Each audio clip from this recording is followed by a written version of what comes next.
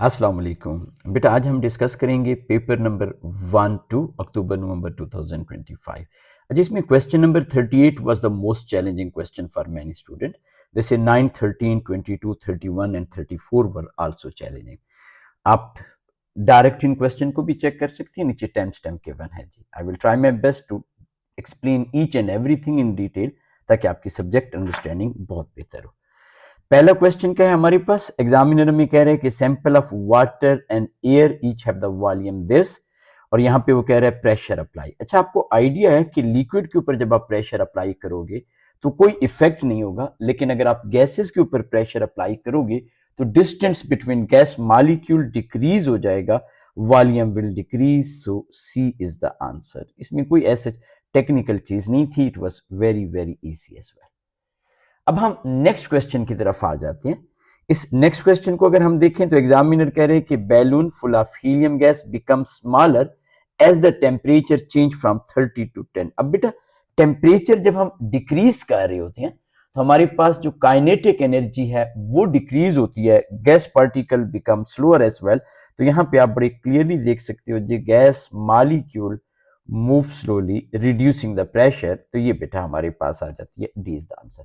अच्छा, जो easy question है मैं फास्टर पेस के साथ करवाऊंगा ताकि आपका टाइम सेव हो, और फिर हम जो चैलेंजिंग क्वेश्चन उन्हें हम डिटेल में डिस्कस करेंगे, और बहुत सारे क्वेश्चन ऐसे होंगे जिसके आपकी सब्जेक्ट अंडरस्टैंडिंग इंप्रूव होगी। आपके पास atom x, atomic number 19, nucleon number 23। इसका मतलब है कि इसके प्रोटॉन आपके पास 19 है, न्यूट्रॉन आपके पास 23 है। यहां पे आपके पास एटम वाई, इसका प्रोटॉन नंबर जो है, atomic number mean proton number, वो 20 है, इसके न्यूट्रॉन भी 20। आपको पता ना, ये 40 nuclear number minus proton number will be the neutron number. अब बेटा यहां पे हम ऑप्शन को देखते हैं। Atom x contain 2 more electron, this is wrong. Neutral atom में प्रोटॉन और इलेक्ट्रॉन सेम होते हैं, यहां पे इलेक्ट्रॉन 19 होंगे, यहां पे इलेक्ट्रॉन 20 होंगे।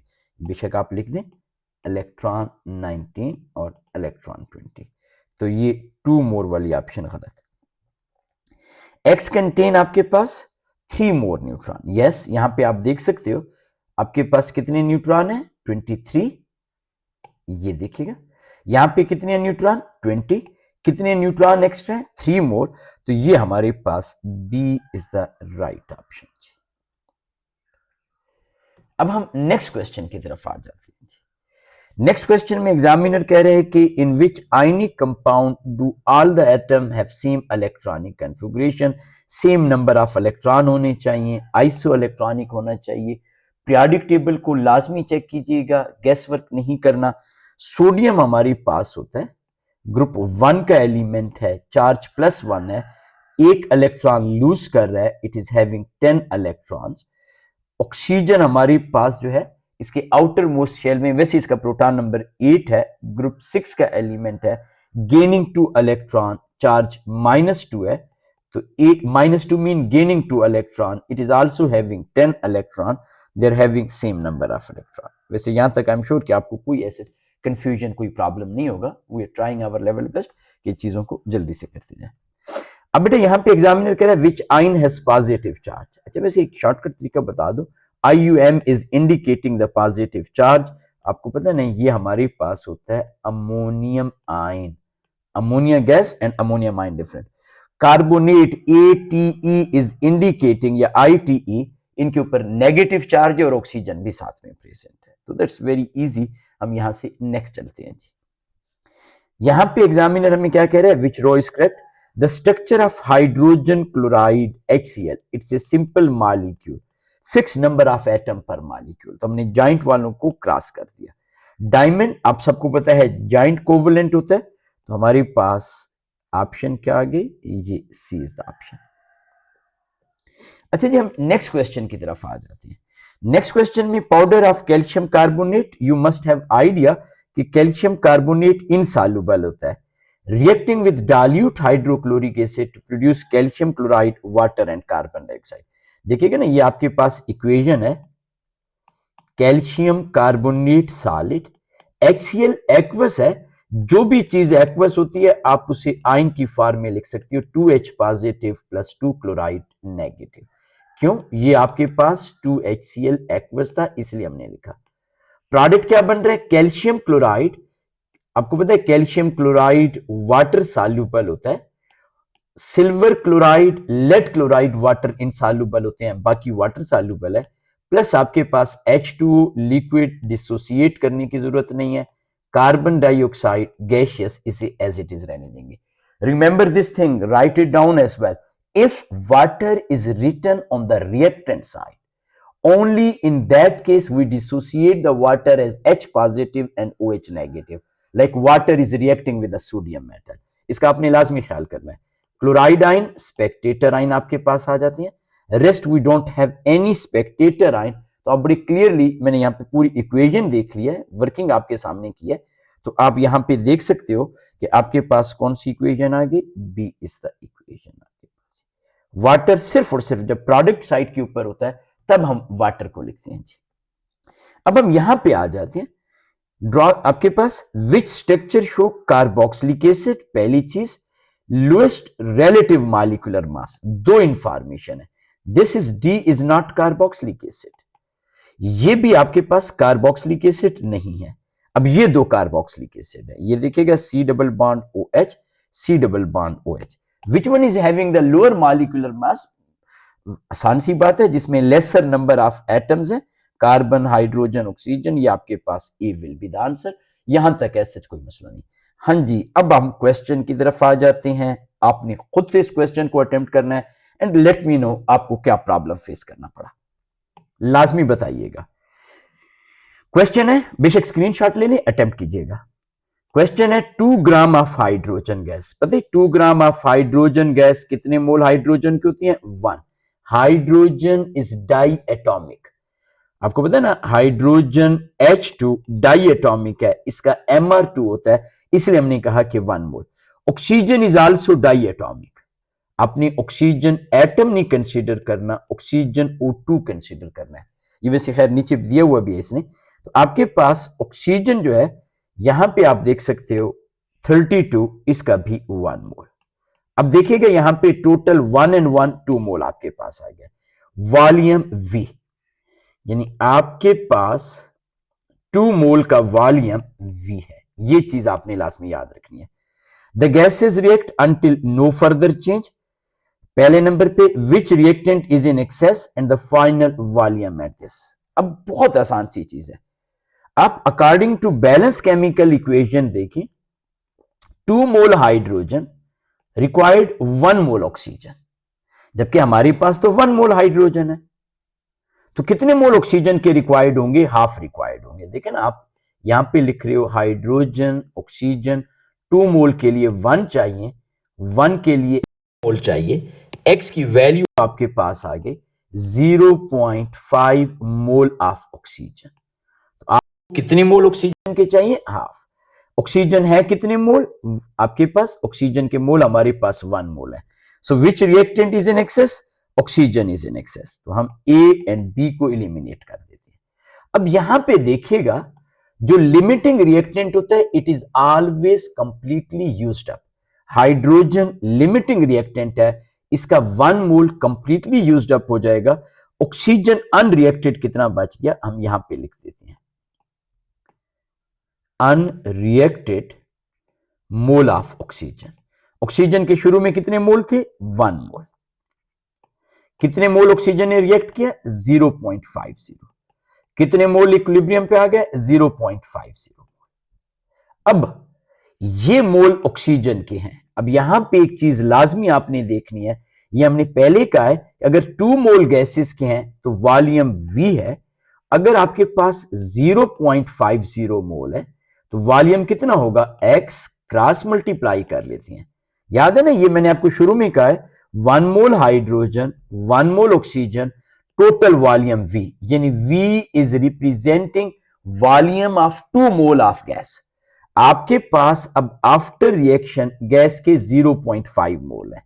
तो अब बेटा आप यहां पे फाइंड करोगे, आप यहां पे 0.5V, पहले 2 को x से मल्टीप्लाई कर दें, यहां पे मैं यहां पे लिख देता हूं 2x is equal to 0.5 into V, यहां पे भी 2 डिवाइड कर दें, यहां पे भी 2 डिवाइड कर दें, ये आपके पास कैंसिल हो गया, तो ये आपके पास आ गया जी V/4। आपको पता है ना 0.5 से क्या मुराद होता है, 0.5 से मुराद होता है 1/2 इंटू V, और ये वाला 2 भी ऑलरेडी है। ये जो मैंने लिखा है 1/2, ये मैंने 0.5 के लिए लिखा है। तो आपके पास क्या ऑप्शन आ गई, सी इज द आंसर। अब है कोई कंफ्यूजन, कोई प्रॉब्लम? इसमें ट्रिक क्या था, majority student were able to find the limiting reactant, excess reactant, but they were unable to decide कि ये जो वॉल्यूम V है ये 2 मोल का वॉल्यूम है। हमारे पास आफ्टर रिएक्शन हाफ मोल बचा है, तो 2 के लिए V, हाफ के लिए 1/4 आ जाएगा।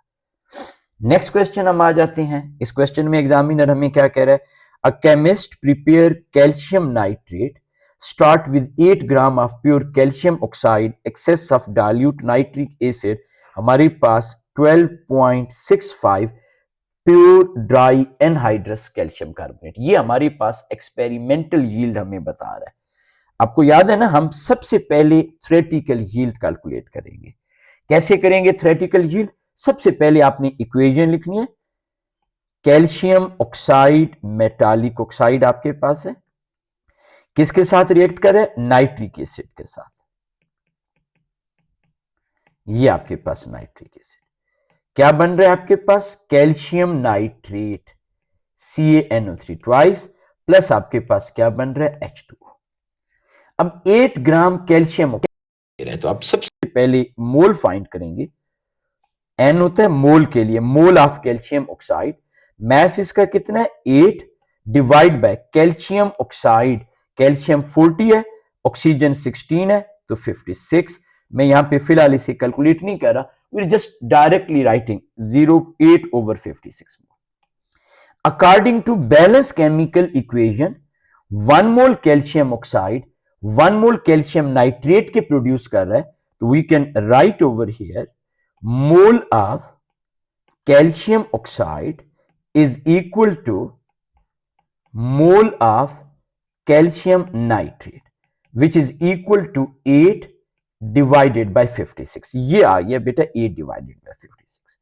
अब जब आपके पास मोल आ गया कैल्शियम नाइट्रेट के, तो आप इसका मास फाइंड करेंगे which is equal to mole multiply by mr, 8 divide by 56। ये मैं इसलिए कर रहा हूं ताकि अर्ली राउंडिंग ऑफ ना हो, कोई ऐसा प्रॉब्लम नहीं है, आप मोल यहां पे पहले स्टेप में फाइंड भी कर सकते थे। कैल्शियम नाइट्रेट का mr कैलकुलेट कीजिएगा, कैल्शियम हमारे पास 40 है, नाइट्रोजन 2 है 28 आ जाएगा, ऑक्सीजन 2 मल्टीप्लाई बाय 3 16 इंटू 6 आपके पास 96 आ जाएगा। टोटल mr 164 आ गया। तो यहां पे आपने 164 से मल्टीप्लाई किया, आपके पास जो मैस प्रोड्यूस होना चाहिए वो 23.4825 है जी ग्राम। अब आप कहते हो थ्योरेटिकली इतना प्रोड्यूस होना चाहिए था, एग्जामिनर कह रहा है 12.65, तो आप यहां पे डायरेक्ट कैलकुलेट कर सकते हो परसेंटेज यील्ड, एक्सपेरिमेंटल यील्ड कितनी है बेटा 12.65 जो हमें एक्सपेरिमेंट से प्रोड्यूस हुई, theoretically with respect to calculation 23.4285 होना चाहिए। परसेंटेज के लिए हम 100 से मल्टीप्लाई कर लेते हैं, तो आपके पास आंसर क्या आ जाएगा, ए विल बी द आंसर। मैं दोबारा से जल्दी से क्विक रिवाइज करवा देता हूं। सबसे पहले हमने इक्वेशन लिखी, फिर हमने कैल्शियम ऑक्साइड के मोल फाइंड किए, according to balance equation 1 mole calcium oxide 1 mole calcium nitrate दोनों के मोल इक्वल होंगे। जब हमारे पास इनके मोल आ गया तो हमने mass of calcium nitrate find किया, mr मल्टीप्लाई बाय मोल। ये हम कहते हैं थ्योरेटिकली प्रोड्यूस होना चाहिए, प्रैक्टिकली एक्सपेरिमेंटली ये प्रोड्यूस हो रहा है, जिसे एक्चुअल यील्ड भी आप कहते हो। तो परसेंटेज यील्ड होता है experimental over theoretical multiply by 100 and we get the answer.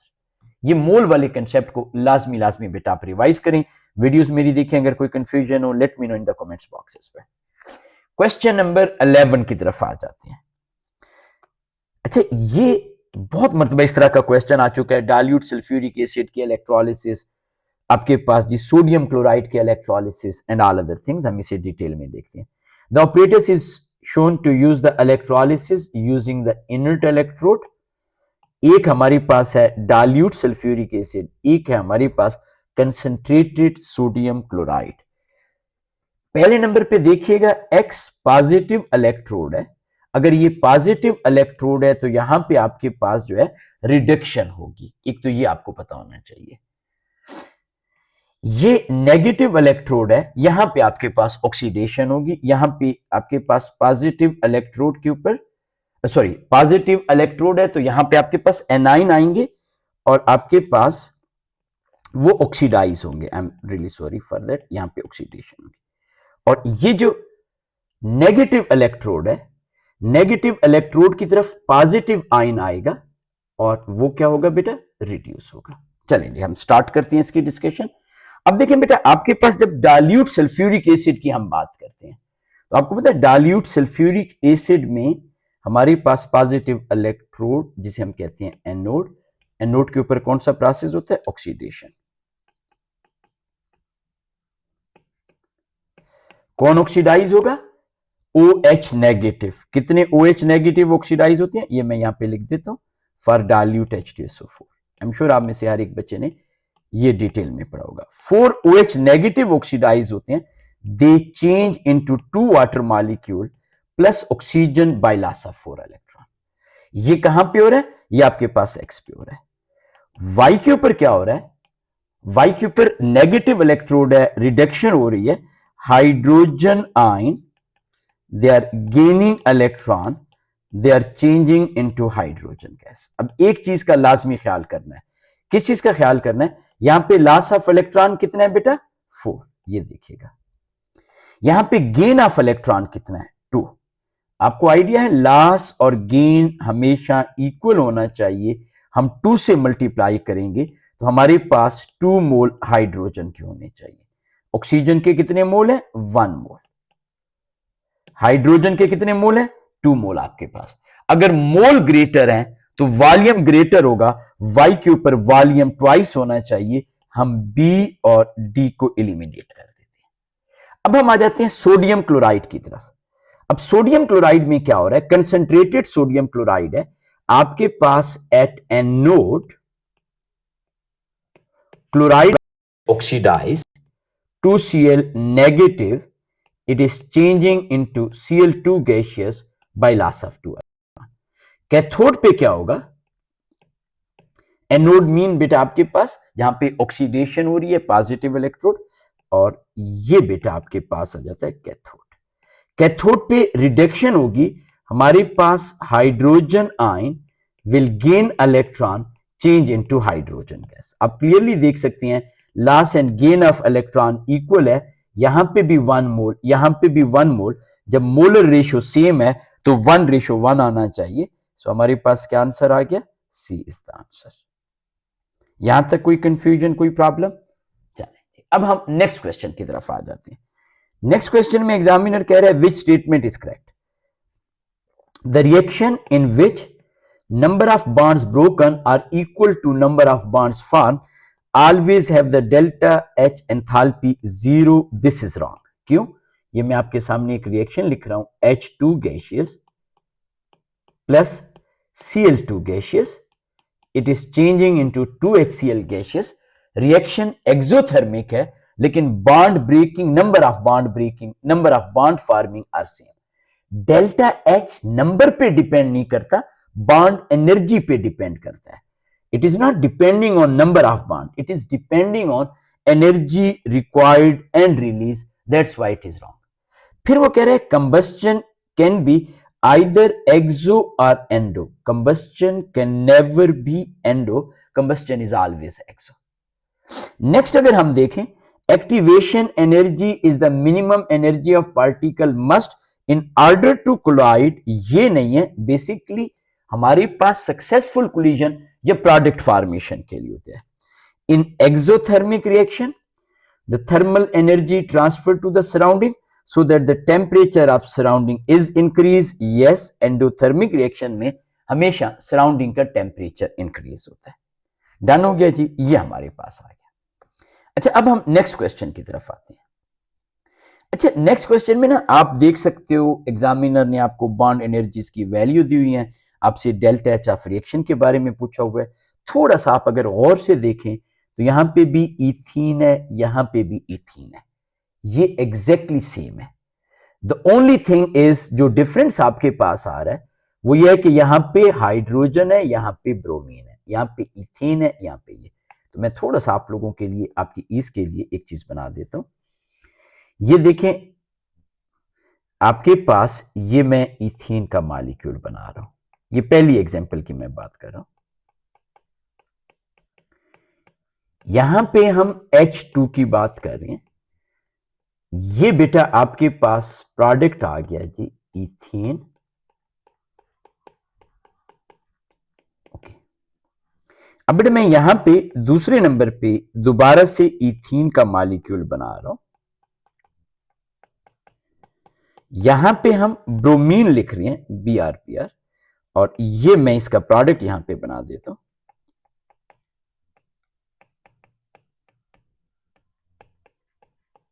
ये आपके पास आ गया। अच्छा, अब अगर गौर से आप देखें तो यहां पे हाइड्रोजन हाइड्रोजन हम बॉन्ड ब्रेक कर रही है। मैं सिर्फ इसी पे फोकस करूंगा। क्यों? मैंने आपको पहले भी कहा है कि जो सिमिलर चीजें हैं उसे हम टच नहीं करते, क्योंकि उसकी रीजन ये है, एनर्जी रिक्वायर्ड रिलीज जो डिफरेंस है वो सेम आ जाएगा। क्या मतलब बेटा? यहां पे भी आप कार्बन डबल बॉन्ड कार्बन को ब्रेक कर रहे हैं, यहां पे भी कार्बन डबल बॉन्ड कार्बन को। लेट से यहां पे 1000 चाहिए, यहां पे भी 1000 चाहिए, डिफरेंस विल बी सेम। तो हमें उसकी कोई जरूरत नहीं है, वैसे एक्चुअली 612 है। तो हम सिर्फ और सिर्फ, क्योंकि हमने डिफरेंस देखना है, हमसे एग्जामिनर पूछ रहा है delta H of reaction 1 and reaction 2, हम सिर्फ और सिर्फ डिफरेंस वाली चीजें देख रहे हैं। हाइड्रोजन हाइड्रोजन के बॉन्ड के लिए जो हमें एनर्जी चाहिए, मैं सिर्फ इसी पे फोकस कर रहा हूं, वो 436 है। यहां पे कार्बन हाइड्रोजन बॉन्ड बन रहे हैं, वैसे कार्बन सिंगल बॉन्ड कार्बन भी बना 347, हम उसे यहां पे इग्नोर कर रहे हैं क्योंकि यहां पे भी सिंगल बॉन्ड बना आपके पास। तो यहां पे कार्बन हाइड्रोजन बॉन्ड के लिए 413 है, दो बॉन्ड बने, हमने 2 से मल्टीप्लाई कर दिया। हम फार्मूला क्या अप्लाई करते हैं? ये एनर्जी रिलीज, ये एनर्जी रिक्वायर्ड, तो 826 आपके पास रिलीज्ड है, तो हम फार्मूला क्या लिखते हैं? Required minus released, delta H is equal to, याद रखिएगा ये एक्चुअल बॉन्ड एनर्जी नहीं है, ये हम सिर्फ और सिर्फ इथीन वाली चीज को इग्नोर करके बाकी लिख रहे हैं। तो ये 436 माइनस 826, ये हमारे पास वैल्यू आ गई -390। मैं दोबारा से रिपीट कर रहा हूं, this is not actual delta H of reaction, क्योंकि हमने इस डबल बॉन्ड को और इस कार्बन कार्बन बॉन्ड को इग्नोर किया। ये मैंने शॉर्ट वैल्यू क्यों कैलकुलेट की? ताकि आप पेपर में क्विकली फास्टर पेस के साथ कर सकें। Br बॉन्ड के लिए एनर्जी रिक्वायर्ड है, कार्बन Br के लिए एनर्जी रिलीज हो रही है। एनर्जी रिक्वायर्ड Br बॉन्ड के लिए आपके पास है 193, कार्बन Br के लिए जो एनर्जी रिलीज हो रही है वो 290 इंटू 2 है। आप यहां पे भी देखोगे 193 माइनस आप 2 इंटू 290 गिवन आउट, ये आपके पास आंसर आ गया -387। अगर आप गौर से देखें, ये आपके पास -390 है, ये -387 है, इन दोनों के दरमियान डिफरेंस हमारे पास कितने का आ गया? -3 का। मैं बेटा आपको एक चीज दोबारा से रिपीट कर देता हूं, कंफ्यूज बिल्कुल नहीं होना। You can calculate delta H of reaction for each substance as well. यहां पे आप energy required for carbon double bond carbon के लिए भी वैल्यू ऐड कर दो, कार्बन सिंगल बॉन्ड कार्बन बन रहा है, एनर्जी गिवन आउट कर दो, यानी रिक्वायर्ड में ये प्लस ये दोनों कर सकते हो, रिलीज में दिस प्लस ये आपके पास जो कार्बन हाइड्रोजन के हमने बॉन्ड लिखे। Same is the case over here, चूंकि हम इन दोनों डेल्टा एच के दरमियान डिफरेंस कैलकुलेट कर रहे हैं, इसलिए जो कॉमन बॉन्ड है हमने उन्हें इग्नोर कर दिया। डन हो गया? चले, गुड हो गया। अब बेटा हम नेक्स्ट क्वेश्चन की तरफ आ जाते हैं। बहुत ही आसान सा क्वेश्चन है। Copper is added to concentrated nitric acid, एक न्यू कंपाउंड बन रहा है, it's a chemical reaction. Sulphuric acid is added to sugar, the change can not be reverse, again it's a chemical reaction. दोनों में आपके पास chemical reaction हो रहा है, केमिकल चेंज है, तो हम कहते हैं हमारे पास A is the answer. Next question की तरफ आ जाते हैं।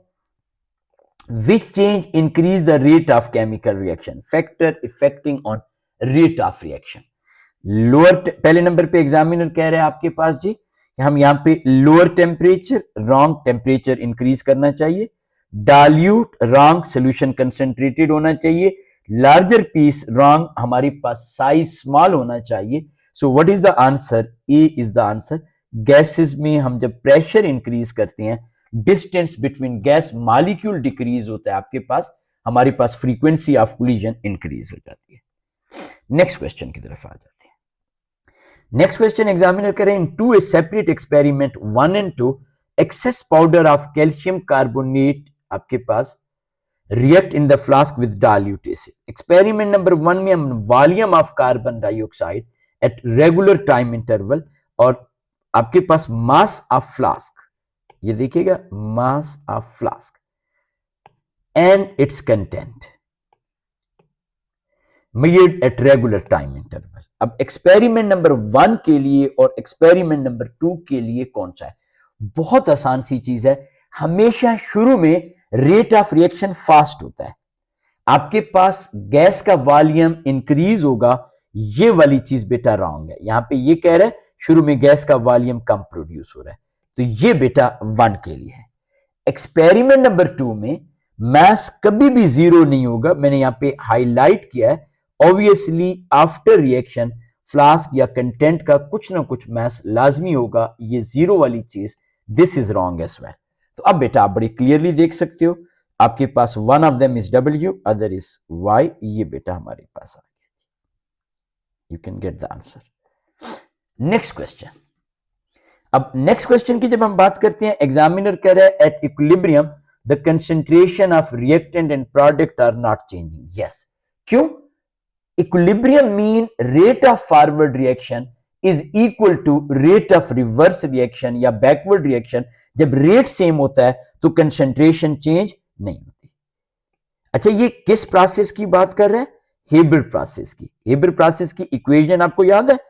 ये आप लिखते हो nitrogen gas plus 3 mole of hydrogen gas, ये आपके पास होता है आयरन और iron oxide as a catalyst. ये रिएक्शन जो होता है हमारे पास एक्सोथर्मिक होता है टू NH3 गैसियस। याद रखिएगा हेबर प्रोसेस, कंटैक्ट प्रोसेस, दोनों के दोनों एक्सोथर्मिक। हम ये साइन O लेवल आईजीज में नहीं बनाते, A लेवल में बनाते हैं, डेल्टा H ऑफ रिएक्शन। यहां पे आप कहते हो कि हमारे पास टेम्परेचर आ जाता है 450, वैसे एक्चुअली एक रेंज ऑफ टेम्परेचर होता है, और हम कहते हैं कि हमारे पास 200 एटमॉस्फेरिक प्रेशर। ये टेम्परेचर बेशक आप लिख सकते हो 300 टू 400, बल्कि इसको आप टेम्परेचर को 400 टू 500 भी कर लेते हैं। I am sorry for that. ये बेटा मैं यहाँ पे ओके। अब यहां पे एग्जामिनर कह रहे हैं increasing pressure equilibrium is moving toward the right side. Yes, यहां पे कितने मोल है रिएक्टेंट के? 4 मोल। यहां पे कितने मोल है? 2 मोल। Whenever we increase pressure, equilibrium shift in the direction of lesser number of mole. Increasing temperature, equilibrium shift on the left hand side.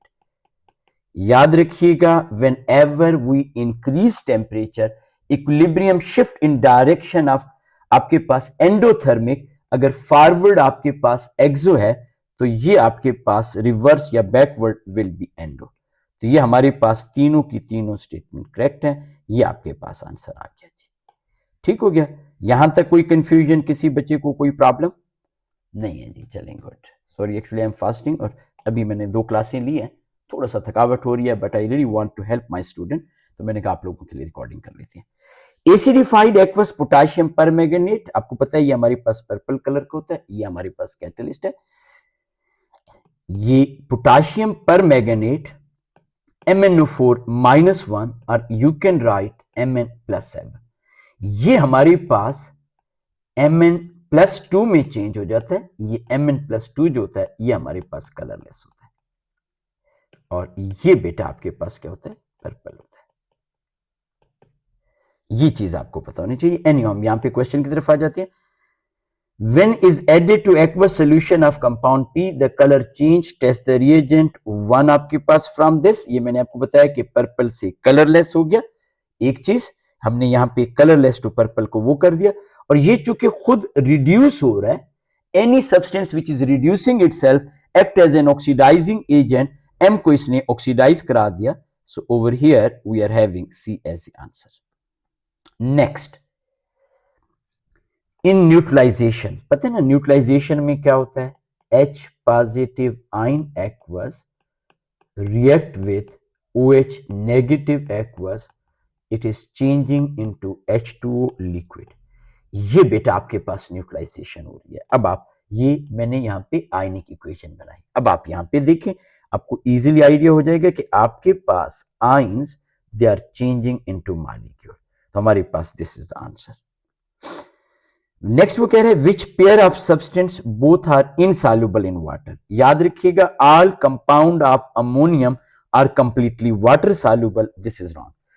अब यहां पे देखिएगा, यहां पे एग्जामिनर कह रहे हैं both are insoluble, all nitrates are water soluble, ये भी बेटा आपके पास रॉन्ग है। सिर्फ लेड, कैल्शियम और आपके पास जो होता है बेरियम सल्फेट इनसॉल्युबल होता है, zinc sulphate is soluble, this is also wrong. Copper carbonate insoluble, copper hydroxide is also insoluble। तो आपके पास क्या ऑप्शन आ गई, B is the option. Atomic number आपके पास 12 है, atomic number of element. What is the correct formula? सबसे पहले हम ग्रुप देखेंगे 282, X belongs to group 2, valence shell में 2 इलेक्ट्रॉन है, चार्ज होगा 2 पॉजिटिव, क्लोराइड के ऊपर माइनस, तो आपके पास फार्मूला आ जाएगा XCl2। ये बेटा आपके पास आंसर आ गया जी। हाँ जी, अब आपके पास एक क्वेश्चन है, थोड़ा सा मजे का क्वेश्चन है, एग्जामिनर कहते हैं चैलेंजिंग क्वेश्चन है। अब थोड़ा सा मैं यहाँ पे डिटेल में आपको बताऊंगा। पहले नंबर पे एग्जामिनर में कह रहा है कि एलिमेंट P, Q और S are either in group 1 और group 7 of the periodic table. P is a liquid, इसका मतलब है ये ग्रुप 1 का एलिमेंट नहीं है। Q is a gas at room temperature, इसका मतलब है again this is not group 1। ये ग्रुप 7 के एलिमेंट्स हैं, ये दोनों के दोनों किसके हैं, ग्रुप 7। अच्छा, अगर ग्रुप 7 आप देखते हो तो fluorine gas, chlorine gas, bromine liquid, इसका मतलब है कि आइदर वो आपके पास फ्लोरीन और क्लोरीन है Q, और ये बेटा आपके पास ब्रोमीन लिक्विड है। ग्रुप 7 या नॉन मेटल में डाउन द ग्रुप रिएक्टिविटी जो होती है वो डिक्रीज होती है।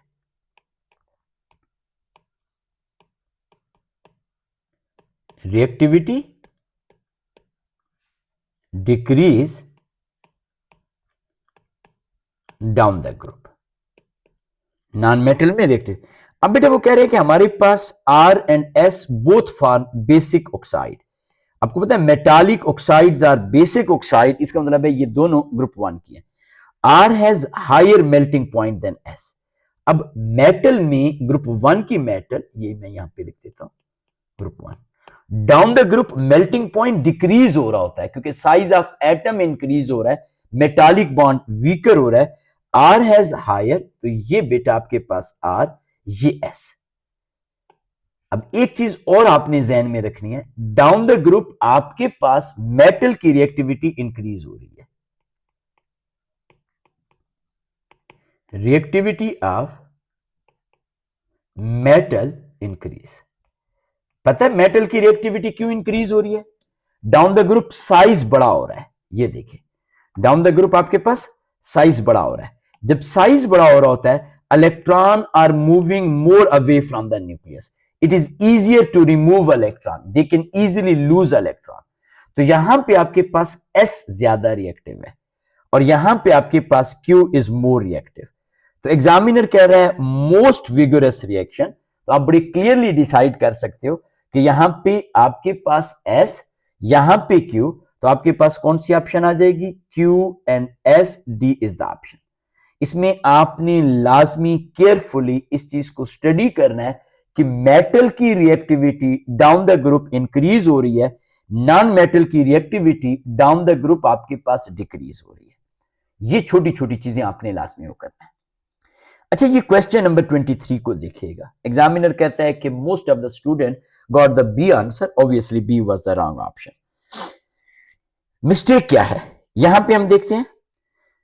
Which statement about the noble gases, यहां पे जो लिस्टेड है वो आपके 3 स्टेटमेंट दिए है। विच स्टेटमेंट्स आपके पास are correct? Their atoms all have 8 electron. कहीं आपने इसे करेक्ट तो नहीं कंसिडर किया? नहीं किया, ओके। हीलियम को देखिएगा, हीलियम के आउटर मोस्ट शेल में 2 इलेक्ट्रॉन है, this is wrong. They are diatomic, this is also wrong. They are monoatomic. तो आपके पास दे आर एन रिएक्टिव, आपके पास क्योंकि उनका वैलेंस शेल कंप्लीटली फिल्ड है, तो हमारे पास क्या ऑप्शन आ गई? डी।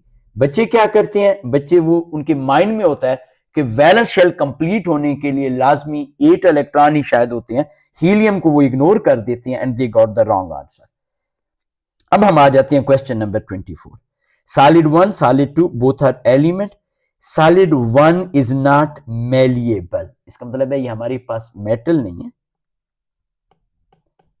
ये हमारे पास नॉन मेटल है। डक्टाइल, ये हमारे पास मेटल है।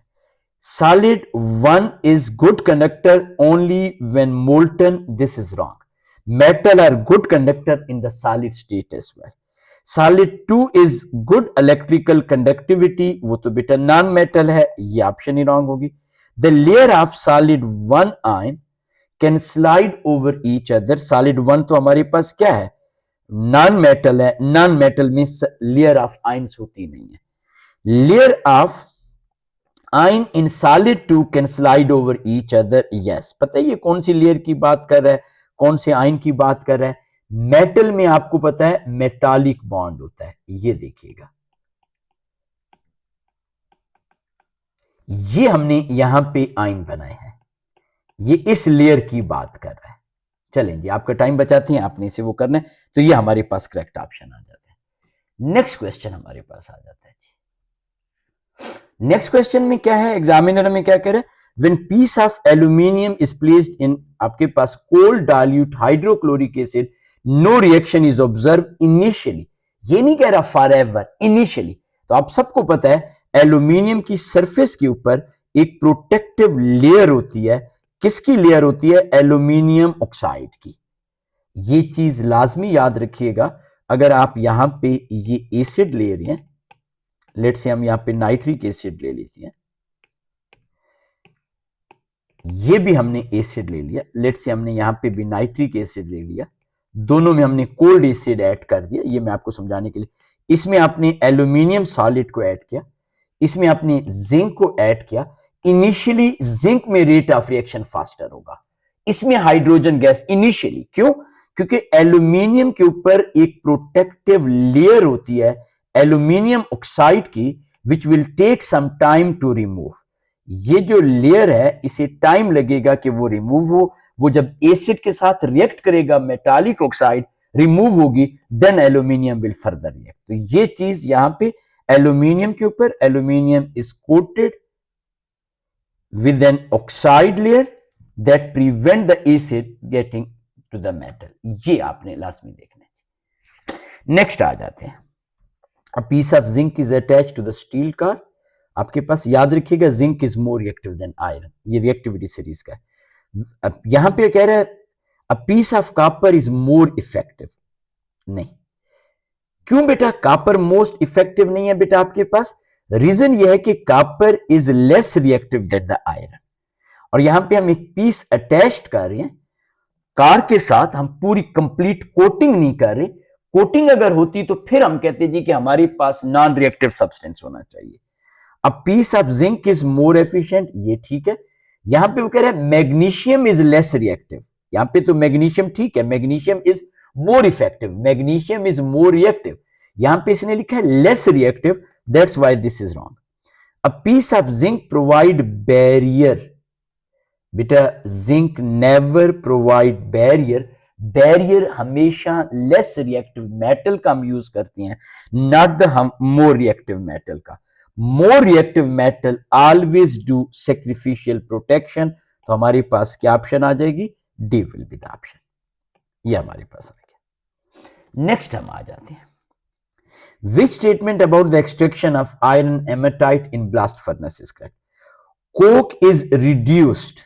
Okay, ये देखिएगा क्या लिखा हुआ है, reduced. This is wrong. Coke कहते हैं कार्बन को, ये ऑक्सीडाइज होता है into carbon dioxide, coke reduce नहीं होता। हेमाटाइट आपके पास oxide which is reduced by carbon monoxide, ये बेटा हमारे पास बिल्कुल ठीक है, लेकिन मैं यहां पे बाकी ऑप्शन बताता हूं। Limestone is added to the blast furnace and a substance that consist mainly calcium oxide is wrong. हम कैल्शियम ऑक्साइड का सोर्स कैल्शियम कार्बोनेट या लाइमस्टोन ही करते हैं। Molten slag is formed by reaction between these, इनके दरमियान reaction नहीं होता है। हेमाटाइट कार्बन मोनोऑक्साइड या कार्बन के साथ रिएक्ट करता है। नेक्स्ट आ जाती है, water contain dissolve oxygen, harmful microbes और insoluble solid, which substance are आपके पास removed by treatment of domestic supply. याद रखिएगा ऑक्सीजन को रिमूव करने की जरूरत नहीं है, इन दोनों को हम रिमूव करेंगे तो हमारे पास क्या ऑप्शन आ जाएगा, C will be the right answer. अब ये हमारे पास एयर का टॉपिक आ गया। ड्राई एयर कंटेन 99% आपके पास जो है नाइट्रोजन एंड ऑक्सीजन, 1% आपको पता है कि हमारे पास क्या होती है, अर्गान होती है। ये डायरेक्ट मेमोराइजेशन का क्वेश्चन था। अब हम यहां पे कुछ थोड़ी सी चैलेंजिंग क्वेश्चन भी देखते हैं, hope so you will find. ये 31 is one of them. Which statement about alkane is correct? Ethane react with chlorine addition reaction. This is wrong. Alkane जो होती हैं they are already saturated. Saturated compound never undergoes the addition reaction. वो substitution reaction होती हैं. Propane has higher boiling point. Wrong. Homologous series में जब number of carbon atom increase करते हैं तो हमारे पास intermolecular forces increase होती हैं, बॉइलिंग पॉइंट हमारे पास होता है। यहां पे वो कह रहे हैं कि हमारे पास 3 isomer for C4H10, wrong, C4H10 के 2 आइसोमर्स बनते हैं। ये देखिएगा मैं यहां पे बना देता हूं, C4H10 एक आइसोमर 1 2 3 एंड 4, ये आपने यहां पे हाइड्रोजन एटम लगा लिया, ये हमारे पास 1 आइसोमर आ गया। आइसोमर को लाजमी डिटेल में, दूसरा आइसोमर एक कार्बन एटम हटा लेते हैं, जिसको आपने हटाया उसे आपने एज ए ब्रांच इंट्रोड्यूस करा दिया, ये आपके पास मिथाइल प्रोपेन आ गया। इसके अलावा तीसरा कोई भी स्ट्रक्चर नहीं बन रहा। ये जो ब्रांच होती है ये इन कार्बन के साथ अटैच नहीं हो सकती, इन्हें हम कहते हैं टर्मिनल कार्बन, क्योंकि then it will become the part of the longest chain. बेशक बना के देख लीजिएगा। तो दिस इज रॉन्ग। यहां पे कह रहे हैं 99 कार्बन 200, यस, क्या फार्मूला होता है, CnH2n प्लस 2, तो 99 और यहां पे 2 इंटू 99 प्लस 2, तो C is the right answer. हां जी, इस क्वेश्चन की तरफ आते हैं। अब आइसोमर्स का क्वेश्चन आ गया। एग्जामिनर कह रहे हैं बच्चों के लिए प्रॉब्लम था। क्वेश्चन को गौर से पढ़िएगा, जो इंपॉर्टेंट इंफॉर्मेशन हम उसे देखते हैं। एग्जामिनर हमें कह रहे हैं कि मॉलिक्यूल आपके पास X contain 3 carbon atom and its alcohol. Y alcohol contain 4 carbon atom. एक अल्कोहल में कितने कार्बन एटम है, 3, दूसरे में 4। ये उसने हमें जनरल फार्मूला भी बताया हुआ है। Which show the structural isomer of X and Y that are unbranched alcohol. इस अनब्रांच पे लाजमी फोकस करना है। पहले नंबर पे 3 कार्बन एटम। अच्छा बेटा हाइड्रोजन खुद बना लीजिएगा, मैं यहां पे 1 पोजीशन के साथ OH बना रहा हूं, इसे हम कहते हैं प्रोपीन 1 ओल, ये एक आ गया। अब दूसरे नंबर पे हमने इस OH को सेकंड कार्बन के साथ अटैच कर दिया। ये जो मैंने डैश बनाया ना, यहां पे हाइड्रोजन आपने बना लेने हैं। इसके अलावा आपके पास और कोई स्ट्रक्चर पॉसिबल नहीं है। डन हो गया, इसके 2 बन गए, तो 1 वाली ऑप्शंस को हमने एलिमिनेट कर दिया। अच्छा जब आप 4 की बात करते हैं तो 4 में देखिएगा अनब्रांच्ड बनाना है, 1 2 3 4, 1 2 3 एंड 4। हमने यहां पे टर्मिनल कार्बन के साथ अटैच्ड कर दिया, ये ब्यूटेन 1 ओल आ गया। क्या आ गया, ब्यूटेन 1 ओल। 1 ओल से मुराद है 1 कार्बन के साथ आपके पास OH अटैच्ड है। अब आप इसी OH को अगर सेकंड कार्बन के साथ अटैच्ड कर दें, किसके साथ अटैच कर दें? सेकंड कार्बन के साथ। अब इस कंपाउंड का क्या नाम आ जाएगा? Know the name of this compound will be butane 2-ol। अच्छा, क्या 3-ol पॉसिबल है? नो। क्यों? अगर आप इस OH को इस कार्बन के साथ अटैच करेंगे, the numbering will start over here. क्या मतलब? मैं यहां पे आपको बता देता हूं। अगर आप यूं कर लेते हैं 1 2 3 एंड 4 OH आप यहां पे बना लेते हो, तो आपको पता है numbering always start from the terminal carbon which is closer to the branch. This is also 2-ol, this is also 2-ol। यहां पे इस साइड पे हम नंबरिंग स्टार्ट कर रहे हैं, राइट हैंड साइड, यहां पे हम लेफ्ट हैंड साइड से नंबरिंग स्टार्ट कर रहे हैं। तो दोनों केसेस में 2-2 बनेंगे। बाज बच्चे ब्रांच बना लेते हैं, बाज बच्चे ये समझते हैं 3-ol पॉसिबल होगा, that's why they do the mistake as well. Next question, which two compound react with each other to give the name? This compound आसान तरीका है, आप इस कंपाउंड का नाम देखें, ये आपके पास मिथाइल ग्रुप है, दिस इज प्रोपेनोएट। ये देखें ना, ये CH3 CH2 C double bond OO and over here is CH3। वैसे आप इसकी हाइड्रोलिसिस भी कर सकते हो। हाइड्रा कहते हैं वाटर को, लाइसिस कहते हैं ब्रेक डाउन को। ये देखें ना, हमने ये ब्रेक कर दिया, ये ब्रेक कर दिया, ये आपके पास अल्कोहल आ गया, ये देखें मिथानॉल। और ये जो दूसरी चीज है, सेकेंड है, मैं इसे डिफरेंट कलर से शेडेड कर लेता हूं, ये कार्बोक्सिलिक एसिड आ गया, this is propanoic acid. Hydra किसे कहते हैं? वाटर को, लाइसिस मीन ब्रेक डाउन। तो आपके पास one of them is propanoic acid, other is आपके पास मिथानॉल। तो वैसे भी एस्टर की जो नेमिंग होती है, जब आप इसे लिखते हो अल्काइल अल्कानुएट, तो alkyl is always alcohol, alkanoate is acid. अच्छा, question number 33 is very easy. आप यहां पे देख सकते हो, which statement about the fuels are correct? Fossil fuel include coal, natural gas and wood. Wood is wrong. आपको पता है ना, ऑयल होता है, वुड के बजाय क्या चीज होती है? ऑयल। बेशक लिख लें आप। Petroleum is a mixture of hydrocarbon, yes. Petra mean आपके पास rock and oleum mean oil. Naphtha is used for the chemical, ये भी आपके पास ठीक है। तो हमारे पास कौन सी ऑप्शन आ गई? D is the option. Statement को कंप्लीट पढ़ा करें, बाजू का आपने वुड को इग्नोर कर दिया and you may lose the score as well. Examiner कहता है 34 is also a challenging question. बच्चे जो है, मेजॉरिटी बच्चों ने इसका आंसर बी लिखा था, विच वाज रॉन्ग। चलें देखते हैं क्या प्रॉब्लम है। Propene is a saturated hydrocarbon, no this is unsaturated. Propene is the third member of homologous series. No, it is the second member. इसका पहला मेंबर हमारे पास होता है इथीन, दूसरा मेंबर आपके पास है प्रोपीन, ये सेकंड मेंबर है। बाजू का बच्चे कहते हैं 3 कार्बन एटम है, उस 3 की वजह से वो कहते हैं। Propene react with bromine, substitution. No, alkene addition reaction होता है, this is wrong. Propene react with hydrogen in presence of nickel और प्रोपीन बनता है, यस। ये हमारे पास राइट ऑप्शन है, D is the right option. Next question है जी, कॉपर ऑक्साइड मेटालिक ऑक्साइड है, react with acid. Metallic oxide acid से जब भी रिएक्ट करती हैं, साल्ट एंड वाटर बनता है, हाइड्रोजन गैस नहीं बनती। ए एंड सी को एलिमिनेट कर दिया।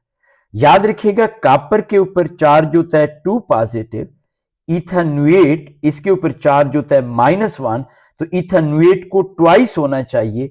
यहां पे इथेनोएट इसने 1 टाइम लिखा, ये भी आपके पास रॉन्ग आ गया। तो आंसर क्या आ गया आपके पास? डी इज द आंसर, ये आपके पास आ गया जी। ठीक हो गया। अब हम यहां पे नेक्स्ट क्वेश्चन की तरफ आ जाते हैं। पॉलीमर, पॉलीमर का बहुत ही आसान सा कंसेप्ट है। आप इस लॉन्गेस्ट चेन के इस बॉन्ड को ब्रेक कर दें, ये देखिएगा CH, ये आपके पास CH, ओवर हियर जो साइड चेन होती है उसे एज इट इज रहने दें। अब जब आपने इन बॉन्ड्स को ब्रेक किया, कंटिन्यूएशन वालों को, तो यहां पे डबल बॉन्ड बना लें। Alkene always undergo addition reaction, addition polymerisation, और ये मैंने स्ट्रक्चर आपके सामने बना दिया। एग्जामिनर ने सिर्फ ये किया है, CH3 CH2 को C2H5 लिख दिया, नथिंग एल्स। तो ये आपके पास आ गया। नेक्स्ट क्वेश्चन की तरफ आ जाते हैं। Which piece of apparatus is used to measure the volume of acid required to neutralize 25 cm cube of this. आपको पता है ना, ये जो 25 cm cube है ये हमने पिपेट से ऐड किया। अब जो टाइट्रेशन हम कर रहे हैं तो ब्यूरेट हम यूज करेंगे। ब्यूरेट हम यहाँ पे टाइट्रेशन के लिए यूज करते हैं, तो सी इज द आंसर। हमें पता चलेगा कि हमारे पास कितना वॉल्यूम है। हाँ जी, इस क्वेश्चन को आप खुद से अटेम्प्ट करें and let me know the answer in the comments box. Examiner कह रहा है मेजॉरिटी बच्चों को प्रॉब्लम था, this was very challenging question. मिलकर इस क्वेश्चन को हम डिटेल में देखते हैं। चलें जी चैंपियंस।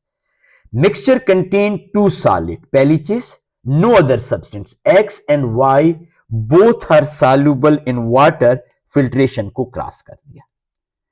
पहले स्टेप में उसने इन्हें बीकर में कोल्ड वाटर में डिसॉल्व किया। किसमें डिसॉल्व किया?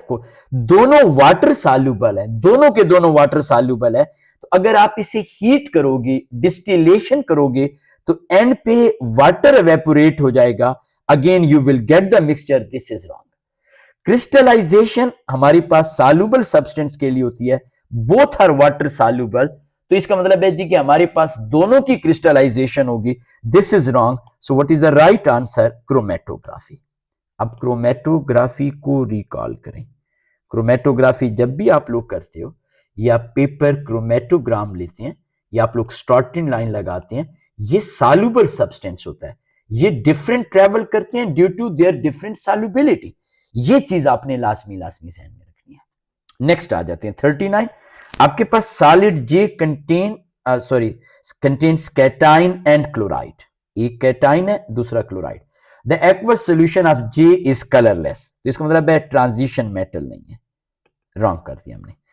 टू सेपरेट टेस्ट हमने किए। Sodium hydroxide first sample, white precipitate. अच्छा, सोडियम हाइड्रोक्साइड के साथ व्हाइट प्रेसिपिटेट उसने एक्सेस या उसका नहीं का हुआ। जिंक के भी बन सकती हैं, एल्यूमिनियम की भी बन सकती हैं, मैग्नीशियम की भी बन सकती हैं, कैल्शियम की भी बन सकती हैं।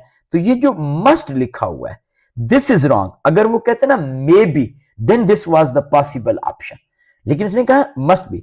और सेकंड सैंपल में वो कह रहे हैं कि हमने एक्वस अमोनिया ऐड किया, अगेन व्हाइट प्रेसिपिटेट बने। तो एक्वस अमोनिया में भी व्हाइट प्रेसिपिटेट, चूंकि उसने एक्सेस या उसका तो नहीं कहा, तो ये हमारे पास जिंक, एल्यूमिनियम वगैरह हो सकती हैं, तो इसलिए हम कहते हैं कि ये हमारे पास रॉन्ग हो गया। When dilute nitric acid and barium nitrate is added, white precipitate, wrong.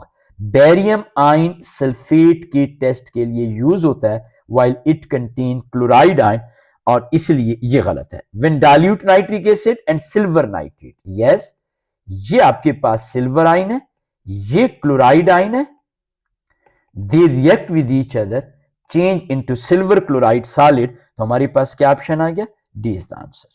अच्छा, एक चीज मैं बार बार रिपीट करता हूं, अक्सर बच्चों को कहता हूं, बच्चे test of anion and cation जो है वो याद नहीं करते। वो कहते हैं जी कि ये सर हमें वहां पे गिवन होते हैं एटीपी के पेपर में, तो एटीपी में गिवन होते हैं, एमसीक्यूज में तो नहीं गिवन, तो इसका आपने लाजमी ख्याल करना है।